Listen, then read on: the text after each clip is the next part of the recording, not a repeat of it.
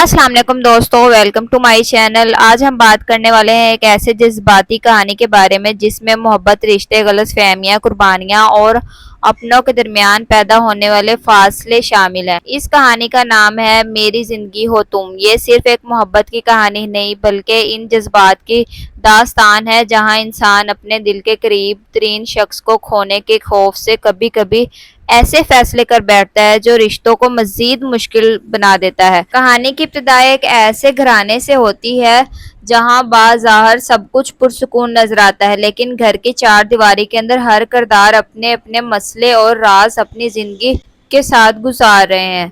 मरकजी किरदार एक ऐसी लड़की है जो दिल की बहुत साफ, असास और रिश्तों को अहमियत देने वाली है। वो चाहती है कि इसकी जिंदगी में आने वाला शख्स सिर्फ इसका शरीक हयात ना हो बल्कि इसका बेहतरीन दोस्त भी हो। वो मोहब्बत में झूठ, धोखे और अना को बर्दाश्त नहीं कर सकती। दूसरी तरफ मरकजी मर्द किरदार बाज़ाहिर बहुत मजबूत शख्सियत का मालिक है। वो अपने जज्बात किसी के सामने आसानी से जाहिर नहीं करता। इसकी जिंदगी में माजी का एक ऐसा वाकया मौजूद है जिसने इसे मोहब्बत और रिश्तों के बारे में मोहतात बनाया है। दोनों की पहली मुलाकात किसी आम मुलाकात जैसी नहीं होती। इब्तिदा में इनके दरमियान खास कुर्बत नहीं होती बल्कि एक दूसरे की शख्सियत को समझने में वक्त लगता है। कभी छोटी सी बात पर इख्तिलाफ होता है और कभी दोनों एक दूसरे की मदद करने पर मजबूर हो जाते हैं। रफ्ता रफ्ता यही छोटी छोटी मुलाकातें एक खूबसूरत रिश्ते में तब्दील होने लगती हैं। लड़की को महसूस होने लगता है कि ये शख्स जितना सख्त नजर आता है अंदर से इतना ही एहसास है। वो दूसरों के सामने अपने जज्बात छिपा लेता है लेकिन ज़रूरत के वक्त हमेशा अपने करीबी लोगों के साथ खड़ा रहता है। दूसरी तरफ मर्द किरदार भी इस लड़की की सादगी और खुलूस से मुतासर होने लगता है। वो जानता है कि लड़की के दिल में किसी के लिए बुराई नहीं, लेकिन वो अपने जज्बात का इजहार करने से घबराता नहीं है। यहाँ से कहानी में मोहब्बत का खूबसूरत पहलू सामने आता है। दोनों एक दूसरे की जिंदगी का हिस्सा बनने लगते हैं लेकिन इनके रिश्ते आसान नहीं होते। घर के कुछ अफराद इनके रिश्ते के खिलाफ होते हैं। किसी को खानदान की इज्जत की फिक्र है, किसी को दौलत और हैसियत का फर्क नजर आता है, जबकि कोई अपनी जाती मफाद के लिए दोनों को एक दूसरे से दूर करना चाहता है। सबसे बड़ा मसला इस वक्त पैदा होता है जब एक गलत फहमी दोनों के दरमियान फासले पैदा कर देते हैं। एक ऐसी बात जो हकीकत में कुछ और होती है इससे गलत अंदाज में पेश किया जाता है।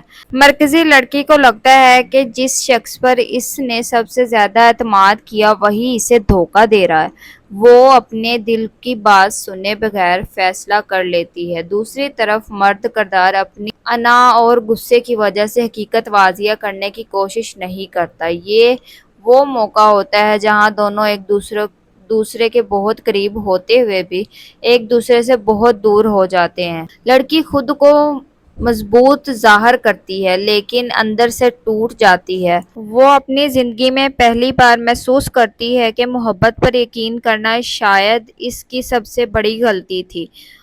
मर्द किरदार अपने बज़ाहिर अपनी ज़िंदगी में मसरूफ़ रहता है लेकिन हकीकत में वो हर लम्हा इसी लड़की के बारे में सोचता है। वो जानता है कि कुछ बातें गलत समझ ली जाती हैं लेकिन हालात इसे खुलकर सच बताने का मौका नहीं देते। कहानी में एक और अहम किरदार सामने आता है जो दोनों के दरमियान गलतफहमियों को मजीद बढ़ाने की कोशिश करता है। ये किरदार अपनी ज़ाती ख्वाहिशात के लिए झूठ का सहारा लेता है। वो सोचता है कि दोनों कभी दोबारा एक ना हो, लेकिन हर झूठ हमेशा के लिए छिपा नहीं रह सकता।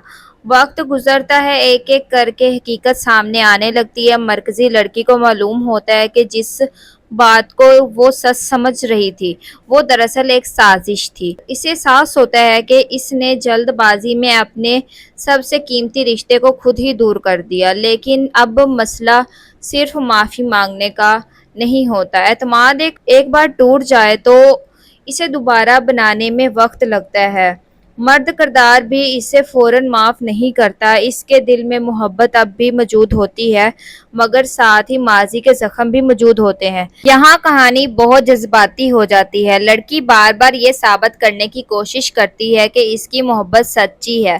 وہ اپنے رویے سے دکھاتی ہے کہ وہ صرف اپنی خوشی نہیں بلکہ اس شخص کی خوشی بھی چاہتی ہے۔ دوسری طرف مرد کردار کے سامنے ایک مشکل فیصلہ ہوتا ہے، کیا وہ اپنے ماضی کے دکھ کو اہمیت دے گا یا پھر اس سے محبت کو ایک اور موقع دے جس کے لیے دونوں نے اتنی تکلیفیں برداشت کی۔ اسی دوران خاندان میں ایک اور بڑا مسئلہ پیدا ہو جاتا ہے۔ ایک قریبی رشتہ دار کی وجہ سے گھر کے حالات خراب ہونے لگتے ہیں، پرانے راز سامنے آتے ہیں اور کئی ایسے فیصلے سامنے آتے ہیں جو پورے خاندان کی زندگی بدل سکتے ہیں۔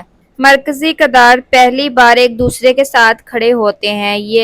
یہی وہ موقع ہوتا ہے جب انہیں احساس ہوتا ہے کہ حقیقی محبت صرف خوشی کے وقت ساتھ رہنے کا نام ہے۔ حقیقی محبت وہ ہے جو مشکل وقت میں بھی انسان کا ہاتھ نہ چھوڑے۔